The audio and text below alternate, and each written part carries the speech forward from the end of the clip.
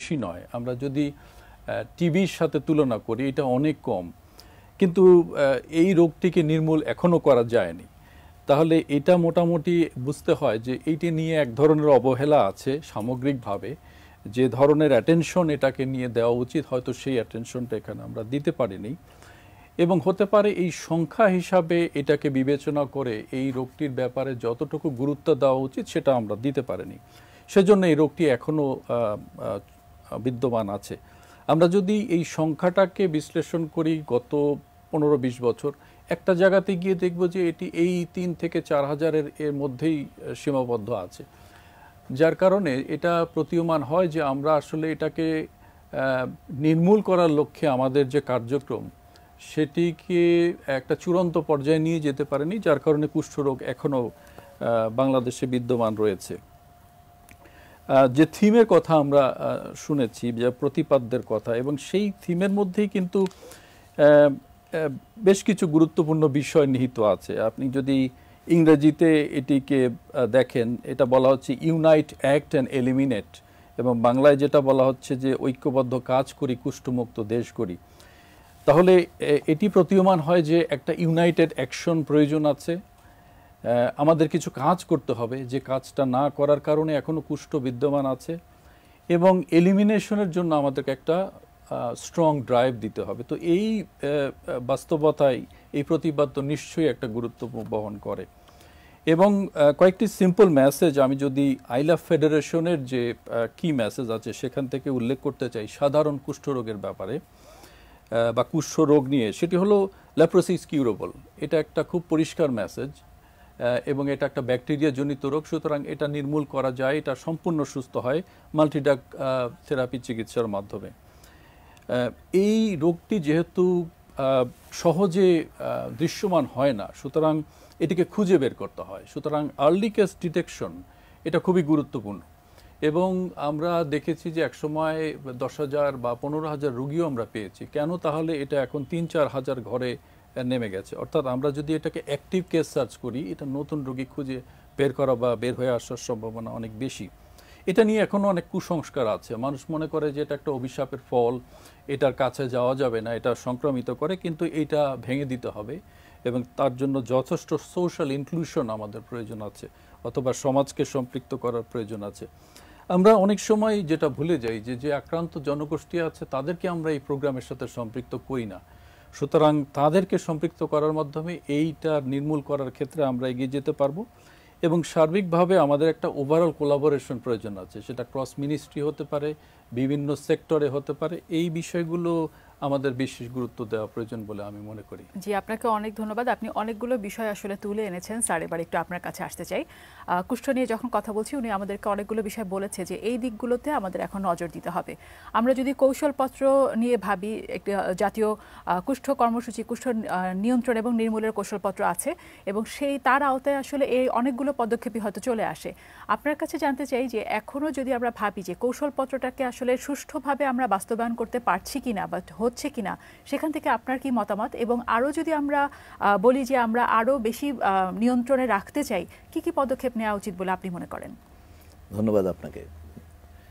প্রথমেই বুঝতে পারা দরকার যে এই কুষ্ঠ একটা অনেক দিনের পুরনো রোগ, এটা অন্যতম প্রাচীন রোগ, কিন্তু খেয়াল করা দরকার যে প্রায় গত 40 বছরে এটার জন্য কোনো কার্যকর ওষুধ বেরোচ্ছে না। মানে নেগলেক্টেড কাদেরকে দিয়ে, মানে এটাকে বললে আমরা বুঝতে পারি না যে 30টা নেগলেক্টেড ডিজিজ। নেগলেক্টেড হচ্ছে রিসার্চার কমিউনিটি এটাকে নেগলেক্ট করে,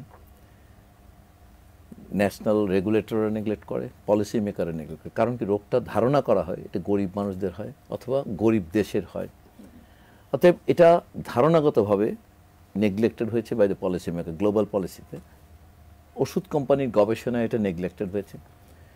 একটা দেশ, ইভেন গরিব দেশ, মানে আমাদের দেশেও যখন আপনারা অন্যান্য রোগের টার্গেটের তুলনায় দেখবেন, আপনি ক্যান্সার যত আলোচিত হয়, হার্ট ডিজিজ যেভাবে আলোচিত হয়, ট্রান্সপ্লান্ট যেভাবে আলোচিত হয়, সেভাবে কিন্তু কুষ্ঠ আলোচিত হয় না। এটাও একই কারণ, যেটা সাধারণভাবে ধারণা করা হয়, এটা একটা, যেটা উনি বলছেন, যেটা একটা কালচারাল একটা ইস্যু আছে, মানুষ মনে করে। অতএব আমাদের ন্যাশনাল অ্যাকশন প্ল্যান অথবা স্ট্র্যাটেজি, এগুলো আসলে এক ধরনের কাগজের বই, যতক্ষণ এটা ট্রান্সলেটেড না হয় ইন্টু অ্যাক্টিভিটিস, এটা যতক্ষণ আর কি আমাদের সকল মানুষের কালচারাল চেঞ্জ না করে, মনোজাগতিক চেঞ্জ না করে, তার এডুকেশনাল ম্যাটেরিয়াল, আপনি বইপত্রে খেয়াল করতে হবে যে স্কুলের কলেজের বইতে আপনি যে এই রোগটার নাম উল্লেখ করে এটাকে রোগের ছবি দিয়ে আপনি তার মগজের এটাকে বিভ্রান্তিটা ভেঙে না দেন, তাহলে কিন্তু আসলে শুধুমাত্র বড় বড় স্ট্র্যাটেজি এবং এইরকম সারা দেশব্যাপী ইন্টারভেনশন করে আসলে মানুষের মগজের চেঞ্জটা করা যাবে না। অতএব এটা আসলে পুরো নেশন, মানে আপনি যে ঐক্যবদ্ধ এটার শব্দ শুধুমাত্র গভর্নমেন্ট আর নন গভর্নমেন্টের একতা হওয়া, মিডিয়ার সঙ্গে একাডেমিশিয়ানের এক ঐক্যবদ্ধ হওয়া তা না, ইটস হোল নেশন অ্যাকচুয়ালি একত্রিত হওয়া। এবং এই নেশনকে একত্রিত করার ক্ষেত্রে এই দিনগুলো খুব ভালো ভূমিকা রাখে।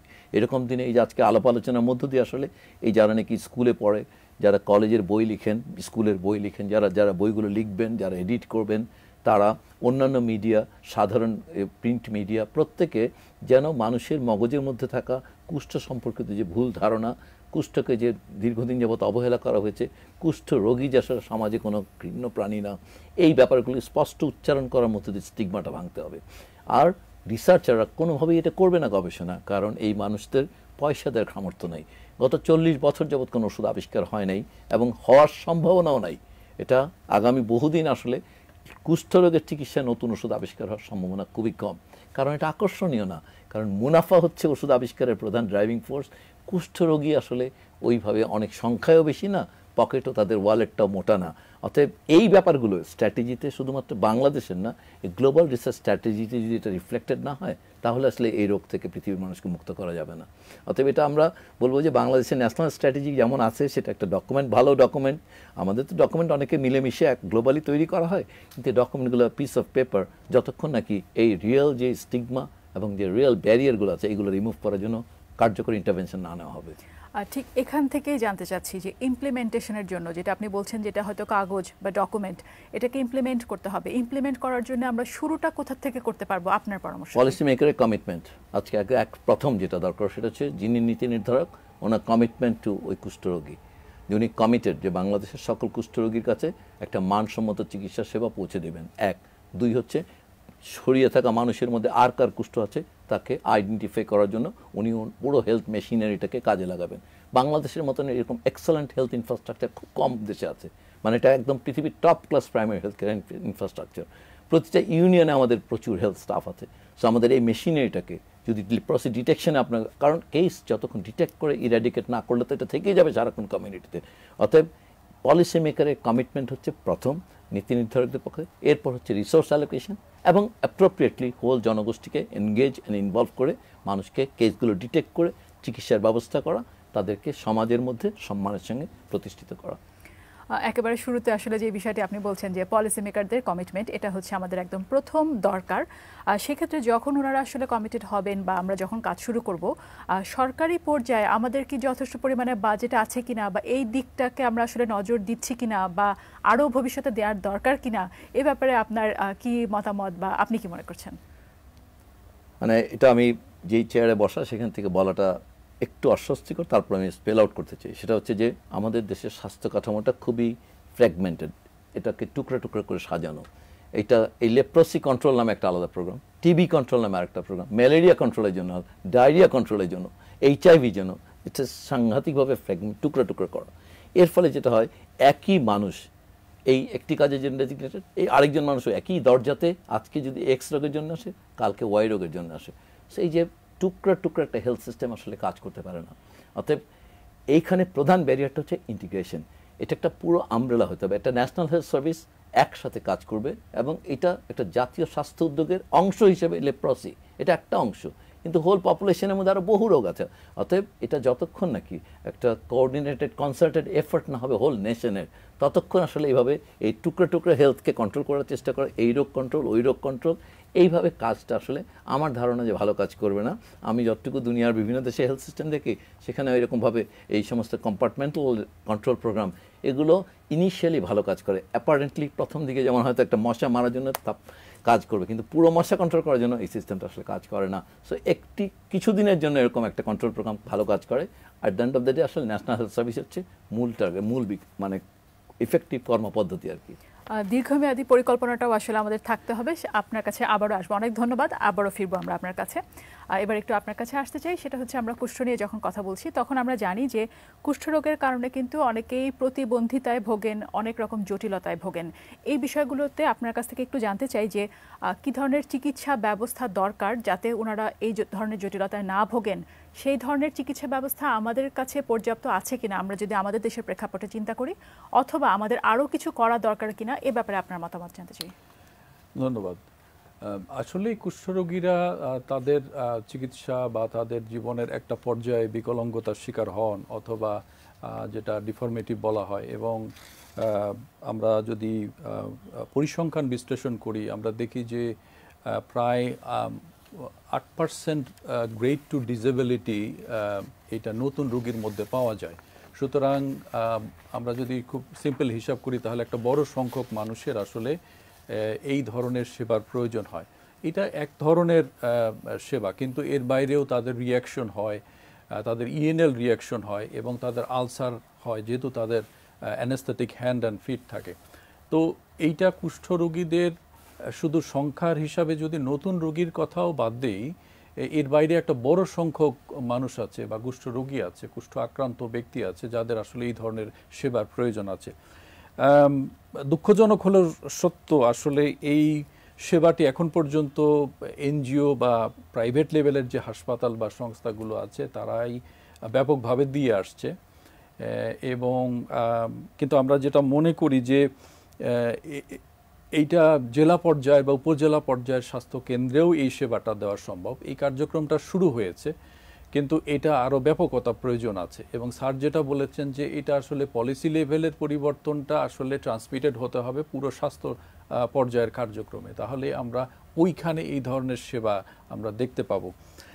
আমরা মনে করি যে স্যার যেটা স্ট্র্যাটেজির কথা বলছিলেন সেইখানেও এই অ্যাসপেক্টগুলো কাভার হবে নিশ্চয়ই, যদি আমরা একটা শক্তিশালী ন্যাশনাল লেপ্রসি প্রোগ্রাম দেখি, অথবা আমরা যদি একটা স্ট্রং রিসোর্সফুল ন্যাশনাল প্রোগ্রাম দেখি যেখানে আসলে কুষ্ঠ রোগীদের এই ধরনের চিকিৎসা হবে, যেখানে গবেষণা হবে, যেখানে একটা রিসোর্স সেন্টার হবে, যেখানে বিশ্বের বিভিন্ন জায়গা থেকে মানুষ এসে রিসোর্স পাবে, সেই রকম একটা বিষয় খুবই গুরুত্বপূর্ণ। এখনও প্রায় 3টি সরকারি বিশেষায়িত কুষ্ঠ হাসপাতাল আছে যারা এই সেবা দেওয়ার চেষ্টা করছে, আর বেসরকারি পর্যায়ে প্রায় 6টি হাসপাতাল আছে যারা এই সেবা দেওয়ার চেষ্টা করছে। কিন্তু এই বিশেষায়িত সেবা অত্যন্ত ব্যয়বহুল একটি সেবা, এবং অনেক বেসরকারি প্রতিষ্ঠান আসলে এই ব্যয় বহন করতে পারছে না, বিধায় তাদের কার্যক্রমকে তারা সীমিত করে নিয়ে আসছে। এবং দেখা যাচ্ছে যে এই সেবা নিতে অনেক দূর দূরান্তে মানুষকে যেতে হচ্ছে। দি লেপ্রসি মিশনের যে হাসপাতালটা নীলফামারীতে আছে সেটা একটা বড় সংখ্যক সেবার যোগান দিয়ে থাকে।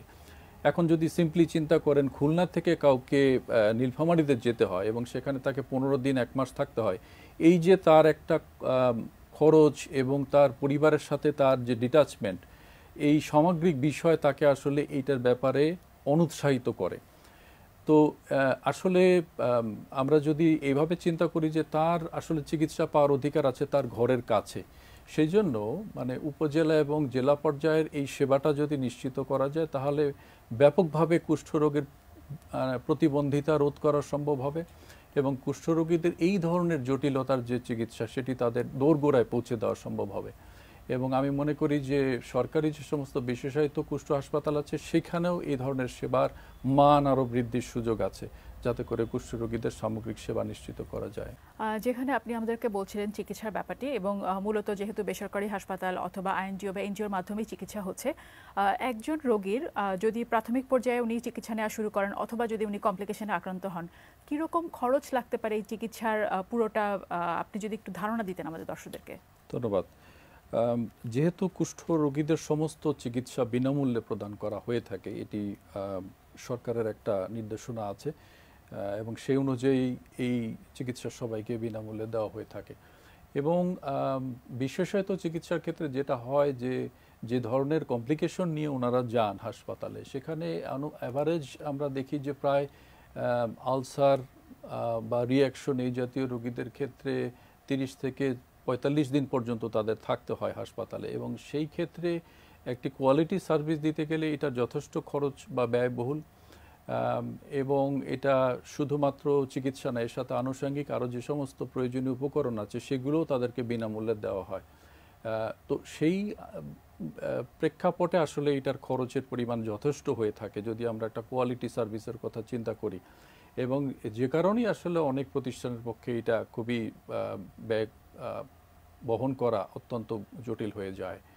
কিন্তু সামগ্রিকভাবে যদি এইভাবে চিন্তা করি যে একটা রোগীকে যদি ৪৫ দিন একটা হাসপাতালে রেখে বিনামূল্যে চিকিৎসা দিতে হয়, তাহলে এটা একটা সিগনিফিক্যান্ট কস্ট বেয়ার করতে হয় তাদেরকে। আর সেক্ষেত্রে কি বেসরকারি হাসপাতাল এই ধরনের চিকিৎসা দিতে পারে কিনা বা দেয় কিনা এখন পর্যন্ত? হ্যাঁ, বেসরকারি হাসপাতাল যেমন আমাদের লেপ্রসি মিশন হসপিটাল, আমরা এই সেবা দিয়ে থাকি, বিনামূল্যে দিয়ে থাকি, এবং আমাদের ওখানে প্রায় ১০০ বেডের ক্যাপাসিটি আছে। আমরা ১০০ বেড পর্যন্ত চিকিৎসা সেবা এক্সটেন্ড করতে পারি। সুতরাং ওখানে দেশের সব জায়গা থেকে রোগী আসে, সুতরাং এই সেবাটা নিঃসন্দেহে এবং বেসরকারি হাসপাতালগুলোই দিয়ে থাকে বা দিয়ে আসছে সরকারের সাথে সাথে। যেখানে আপনি বলছিলেন আমাদেরকে যে সরকারি কয়েকটি হাসপাতাল আছে যেখানেও চিকিৎসা দেওয়া হয়, বেসরকারি যেমন আপনি বলছেন যে লেপ্রসি ইন্টারন্যাশনাল, সেখানে ১০০ বেড আছে। শুরুতেই কিন্তু আপনি বলেছিলেন যে প্রতি বছর প্রায় ৪,০০০-এর মতো করে নতুন কেস এখনও আসছে। এই যে নতুন কেস আসছে ৪,০০০, ওনাদের সবাইকে আমরা আসলে চিকিৎসা দিতে পারছি কিনা? আমাদের এখন পর্যন্ত যে স্ট্রাকচার আছে তার মধ্যে আমরা কি ওনাদেরকে চিকিৎসা দিতে পারছি কিনা? হ্যাঁ, এইটা আমরা বলবো যে যেহেতু সকল নতুন রোগী আসলে সরকারি স্বাস্থ্যকেন্দ্রে আইডেন্টিফাইড হন এবং ওখানে যিনি এমওডিসি আছেন তার মাধ্যমেই এই নতুন রোগীরা শনাক্তকৃত হন এবং মাঠ পর্যায়ে তাদেরকে খুঁজে এনে সেখানে আনা হয়, এবং সেটি নিশ্চিতের পরে যে মাল্টিড্রাগ থেরাপি আছে সেটি কিন্তু সেই হাসপাতাল বা সেই সংশ্লিষ্ট স্বাস্থ্যকেন্দ্র থেকেই তাদেরকে দেওয়া হয়। সুতরাং এটা নিঃসন্দেহে বলা যায় যে সম্পূর্ণভাবে বিনামূল্যে এই চিকিৎসা একজন কুষ্ঠরোগী সরকারি স্বাস্থ্যকেন্দ্র থেকে পেয়ে আসছে। সুতরাং চিকিৎসার ব্যাপারে বাংলাদেশে কুষ্ঠরোগীদের সর্বরকম সুযোগ সুবিধা দেওয়া আছে, সেটি সরকারি পর্যায়ে আছে এবং বেসরকারি পর্যায়েও আছে। সুতরাং একজন কুষ্ঠরোগী শনাক্ত হওয়া থেকে শুরু করে সম্পূর্ণ রোগ মুক্তি পর্যন্ত সমস্ত চিকিৎসা বাংলাদেশে সরকারি স্বাস্থ্যকেন্দ্রে এবং এনজিও পর্যায়ে দেওয়া হয়ে থাকে। স্যার, এবার আমরা একটু আপনার কাছে আসতে চাই, যেটা আমরা দেখছিলাম বা শুনছিলাম যে সরকারি 3টি হাসপাতাল আছে যেখানে বিনা খরচে দেওয়া হচ্ছে, বেসরকারি হাসপাতালেও তো দেওয়া হচ্ছে আমরা শুনছিলাম। তবে আসলে একেবারে চিকিৎসা সেবাটি আসলে খুব যে কাছাকাছি বা খুব সহজে পাওয়া যাচ্ছে সেরকমটি নয়। ঠিক এই জায়গা থেকে একটু আপনার পরামর্শ জানতে চাই যে যদি আমরা আরেকটু হাতের নাগালে আনতে চাই এবং সহজে যাতে ওনারা চিকিৎসাটি নিশ্চিতভাবে পেতে পারেন, তার জন্য আমাদের এখন কি কি পদক্ষেপ নেওয়া উচিত বলে আপনি মনে করেন, এবং আসলে আমরা সেটা মানে শুরু করতে চাচ্ছি কিনা বা করব কিনা? একটু বোঝার ভুল হচ্ছে আর কি। মানে আমাদের কিন্তু আসলে মানুষের দোরগোড়াতে এটা আছে, মানে যেটা উনি বলেছেন এমওডিসি, মানে ব্যাপারটা বোঝার জন্য বলছে যে উপজেলা লেভেলে আসলে আমাদের যে ফিল্ড স্টাফ এবং যদি এনজিওরা ওনাদের ফিল্ড স্টাফরা যদি ডিটেক্ট করা আর্লি সন্দেহ করেন, তাকে কিন্তু প্রতিটি উপজেলাতেই কিন্তু আমাদের এই মানে মেডিকেল অফিসার ডিজিজ কন্ট্রোল আছেন, ওনারা ক্লিনিক্যালি এটাকে ডায়াগনোস করেন এবং ট্রিটমেন্ট শুরু করেন। ওনারা কম্পিটেন্ট, ওনারা এটাকে ক্লিনিক্যালি ডায়াগনোস করার সামর্থ্য আছে। অতএব একটা উপজেলা লেভেলের চাইতে নিচে আসলে এটা ডায়াগনস্টিক ক্যাপাসিটি নেওয়াটা এটা রিয়ালিস্টিক না, প্রয়োজনও নাই আসলে। অতএব আমরা মনে করি আর কি, আমি ব্যক্তিগতভাবে মনে করি যে বাংলাদেশে মানুষের প্রায় দোরগোড়াতেই আসলে আমাদের তার রোগটা নিশ্চিত করা এবং সেখানে ওষুধ পৌঁছে দেওয়া, এই দুটো বন্দোবস্ত এখন আছে। যেই আলাপটা আসছে সেটা হচ্ছে 3টি হসপিটাল বা 6টি হাসপাতাল, এগুলো কিন্তু জটিলতার প্রশ্ন। মানে সকল লেপ্রসি রোগীর আসলে তো ওনাকে একটা চিকিৎসা দেওয়া হবে, 4 সপ্তাহ চিকিৎসা নেবেন, 4 সপ্তাহ পর রিফিল করবেন, এরকম 6টা সাইকেল শেষ করলে পরে উনি কিওর হয়ে যাবেন, এটাই ধারণা করা যাবে। কিছু পার্সেন্ট উনি বলেছেন এর মধ্যে 8-10% হয়তো পেশেন্ট যাদের আসলে জটিলতার কারণে হাসপাতালে ভর্তি হতে হবে। ওই রোগীদের জন্য আসলে খেয়াল করবেন, উনি যদি ধরি আমরা যদি 4000 রোগী ডিটেকশন হয়, তার মধ্যে 400 রোগীর আসলে এরকম কমপ্লিকেশন আসার সম্ভাবনা। আপনি 400 রোগীর জন্য আসলে অনেক বেশি জায়গা ডিসপার্টেড হসপিটালিটি করা এটা কস্ট ইফেক্টিভ হবে না আসলে। সো যে 3টা আছে হয়তো সেটা আরেকটু বাড়তে পারে রিজিয়নালি, এবং প্রপার প্ল্যানিং হলে পরে রিজিয়ন কভার, যেমন নীলফামারী যদি উনি কভার করে, রংপুর বেল্টে গভর্নমেন্টের আসলে কোনো ফ্যাসিলিটি দরকার নেই। সো এই ধরনের ক্লাস্টার করে যদি আসলে করা যায়, খুলনা থেকে রংপুর যেতে হবে এই জায়গাটা যদি থাকে, তাহলে খুলনা একটা আবার হসপিটাল করা। সো আমার মনে হয় যে আমাদের সরকারের 3টা, ওনাদের 6টা মিলে 9টা এরকম ফ্যাসিলিটি আছে। এগুলোকে যদি একটু জিওগ্রাফিক্যাল লোকেশন অনুযায়ী আর একটু প্রপারলি অর্গানাইজ করা যায়, যদি কোথাও এরকম গ্যাপ থাকে সেখানে যদি 2-3টা ফ্যাসিলিটি করা যায়, তাহলে কিন্তু আমাদের নেটওয়ার্কটা প্রাইমারি লেভেলের নেটওয়ার্কটা ভালো আছে। শুধুমাত্র এই 10% কমপ্লিকেটেড কেসেস যাদের হসপিটালাইজেশন দরকার হবে, ওদের রিজিয়নালি যদি একটু ক্লাস্টার করে ফেলা যায়, তাহলে আমার ধারণা প্রবলেমটা অ্যাড্রেস করা সম্ভব আর কি। সাধারণ মানুষের মধ্যে সচেতনতা বৃদ্ধির জন্য কি কিছু করা দরকার কিনা আপনার এই ব্যাপারে? এটা তো আমাদের প্রাইমারিলি বলছিলাম যে হ্যাঁ দেখেন, যে কোনো রোগ ম্যানেজ করার ক্ষেত্রে বা যে কোনো রোগ ডিটেক্ট করার ক্ষেত্রে সাধারণ মানুষের সচেতনতা একদম প্রাইমারি। আমাদের যে 2-3টা রোগকে আপনারা দেখবেন এখন নিয়ন্ত্রণে এসছে, তার মধ্যে মনে করি আমরা যে ডায়রিয়ার কথা ভাবেন, এটা নিয়ন্ত্রণে এসছে সাধারণ মানুষ জেনেছে বিধায় তারা এবং খেয়াল করেন সেই টেলিভিশনে সে 1 চিমটি লবণ এইভাবে, মানে এটা একটা সাধারণ জ্ঞানে পরিণত হয়ে গেছে যে আসলে ডায়রিয়া হলে কি করতে হয়। যখন কোনো রোগের ব্যবস্থাপনা অথবা রোগ এড়ানোর পদ্ধতিটা মানুষের সাধারণ জ্ঞান হয়, তখনই ওই রোগ নির্মূলের ক্ষেত্রে সাফল্য অর্জিত হয়। অতএব আমি মনে করি, আর এখন তো আসলে এটা তো অনেক অনেক আগের যুগের কথা, এখন তো আপনাদের মতো গণমাধ্যমগুলো যে মানে পেনিট্রেশন কমিউনিটির মধ্যে, তার মধ্যে আছে সোশ্যাল মিডিয়া, এর মধ্যে প্রিন্ট ম্যাটেরিয়াল, সবাই মিলে যে পেনিট্রেশন সেটা, এবং তার পাশাপাশি এখন প্রতিদিন মনে করেন আজকে যে কোনো অ্যাট এনি গিভেন মোমেন্ট একটা যে কোনো ক্লাসে কিন্তু 10-15-20 লক্ষ ছাত্রছাত্রী, তাদের বইয়ে যদি এক প্যারাগ্রাফ থাকে, এটা রিচ করবে হয়তো 10 লক্ষ পরিবার, 20 লক্ষ পরিবার। সো ক্লাস 6-এর বইয়ে এক প্যারাগ্রাফ আসলে 10 লক্ষ পরিবারকে আসলে কি কুষ্ঠ, কীভাবে আর্লি সায়েন্সগুলো কি, তার রেসপন্সিবিলিটি কি, এই ব্যাপারগুলো শিখে ফেলতে পারবে। সো এটা অ্যাওয়ারনেসটা অ্যাচিভ করা এখন অনেক সহজ। মেইন ইস্যুটা হচ্ছে অ্যাচিভ করতে চাই এবং প্রপার কমিউনিকেশন টুলসটাকে আমরা সেইখানে প্লেস করে দিতে পারতেছি কিনা। জি, অনেক ধন্যবাদ আপনাকে। আবার একটু আপনার কাছে আসতে চাই, এবং আমরা যখন আসলে সচেতনতা বৃদ্ধি নিয়ে কথা বলছি, আমাদের আজকের এই আয়োজনেরও সেটাই মূল উদ্দেশ্য বলা যেতে পারে। আপনার কাছে জানতে চাই, এখনও অনেকে হয়তো জানেন না বা বোঝেন না যে আসলে কুষ্ঠ হলে কি হতে পারে, কি ধরনের উপসর্গ দেখা যেতে পারে, কিভাবে ছড়ায়, একেবারে প্রাথমিক ধারণা যদি আমাদের দর্শকদেরকে দিতেন। Thank you. আসলে এইটার প্রাথমিক সিমটমগুলো এরকম যে এটা চামড়ায় হালকা ফ্যাকাশে দাগ দেখা দেবে, এবং যেটা আমাদের প্রচলিত অন্যান্য চামড়ার যে সমস্ত রোগ আছে সেগুলোর সাথে খুবই মানে সিমিলার, এবং এটা চামড়ায় যখন দেখা দেয় এটা ব্যথা হয় না, চুলকায় না, যার কারণে মানুষ এটা নিয়ে কম চিন্তা করে। কিন্তু তারপরে এটা যদি অবহেলিত থাকে তাহলে এটা প্রান্তিক স্নায়ুকে আক্রান্ত করে, এবং তার ফলশ্রুতিতে তার হাতে পায়ের অবশ যে ভাব আছে সেটি আসতে পারে। সুতরাং এইটি খুবই প্রাথমিক একটা লক্ষণ, যেটি দেখে আসলে তার যদি মনে হয় যে তার এই ধরনের সিমটমগুলো আছে, নিকটস্থ চিকিৎসা কেন্দ্রে উনি যাবেন এবং উনি অবশ্যই এখান থেকে পরামর্শ পাবেন। আর আমি মনে করি যে আরেকটা গুরুত্বপূর্ণ বিষয়টা, এটা নিয়ে একটা কুসংস্কার আছে মানুষের মধ্যে। মানুষ মনে করছে যে কুষ্ঠ ভালো হয় কিনা বা চিকিৎসা আছে কিনা, বা এটা নিয়ে এখনও একটা ছোঁয়াচে রোগের রোগ কিনা, এই সমস্ত কুসংস্কার দূরীকরণ করতে পারলে আসলে কুষ্ঠকে নির্মূল করা আমার মনে হয় যে খুবই সহজ একটা বিষয় বলে আমি মনে করি। চিকিৎসা পাওয়া যায় এবং যখন উনি চিকিৎসা নেবেন তখন আসলে নির্মূল করা সম্ভব, এই মেসেজটি আমরা দিতে চাই। এটাকে খুব ভয়ঙ্করভাবে দেখার কোনো সুযোগ বা দরকার নেই আসলে। আমরা প্রায় অনুষ্ঠানের শেষ পর্যায়ে চলে এসেছি। আমরা বেশ কিছু মেসেজ সাধারণ মানুষের জন্য দিতে পেরেছি বলে আমার ধারণা, হয়তো অনেকেই উপকৃত হবেন। একেবারে শেষে এসে আমাদের এই যে কুষ্ঠ দিবস, বিশ্ব কুষ্ঠ দিবস 2025 উপলক্ষে আমাদের দর্শকদেরকে উদ্দেশ্যে আপনি যদি কিছু বলতে চান। কুষ্ঠ কোনো অভিশাপ নয় আসলে, প্রথম কথা। দ্বিতীয়টা নিরাময়যোগ্য। এটা যত আর্লি ডিটেকশন হবে ততই এর লক্ষণগুলো জটিল হওয়ার সম্ভাবনা কমে যাবে। অতএব প্রত্যেকেই যে লক্ষণগুলোর কথা বলা হচ্ছে সেগুলো যখনই দেখবেন উনি ওনার নিকটস্থ স্বাস্থ্য ফ্যাসিলিটিতে আসবেন এবং ডেজিগনেটেড যে ডক্টর ওনার পরামর্শক্রমে উনি নিশ্চিত হবেন যে ওনার আসল রোগটা হয়েছে নাকি হয় নাই। আপনাকে অনেক ধন্যবাদ। এই একই ব্যাপারে আপনার কাছেও একেবারে শেষে জানতে চাই, আমাদের দর্শকদের উদ্দেশ্যে যদি কিছু বলতে চান। আমি আবার সেই থিমে ফিরে যেতে চাই, যেটা হলো ঐক্যবদ্ধ কাজ করি, কুষ্ঠ নির্মূল করি, অথবা ইউনাইট, অ্যাক্ট অ্যান্ড এলিমিনেট। আসলে আমাদের সম্মিলিত একটা প্রচেষ্টা দরকার আছে।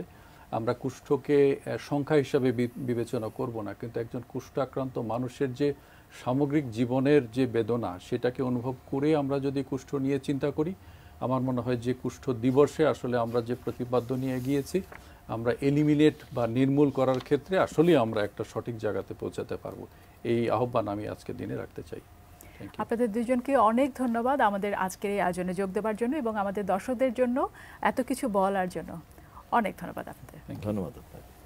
প্রিয় দর্শক, বিশ্ব কুষ্ঠ দিবস 2025 উপলক্ষে দ্য লিপ্রোসি মিশন ইন্টারন্যাশনাল বাংলাদেশের সহযোগিতায় এটিএন নিউজের বিশেষ আয়োজন আজ এ পর্যন্তই। ভালো থাকুন, সুস্থ থাকুন এবং দেখতে থাকুন এটিএন নিউজ।